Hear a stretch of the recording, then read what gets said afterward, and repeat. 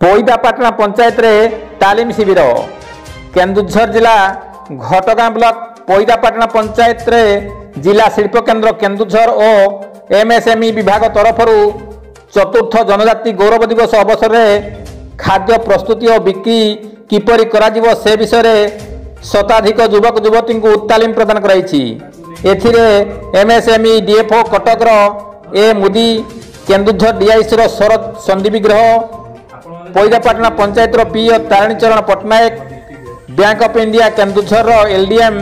Ravi Narayan Maharik MSME Cuttack SK Rath सांसद प्रतिनिधि घटगार रुद्र प्रसाद बेहेरा सरपंच मुकुंद मुंडा उपरडिहा समिति सभ्या पार्वती बाला प्रमुख अतिथि भाव जोग देइथिले एवं एथिरे शताधिक युवक युवती तालीम नेइथिले। कविंद्र राउत का रिपोर्ट केडी न्यूज।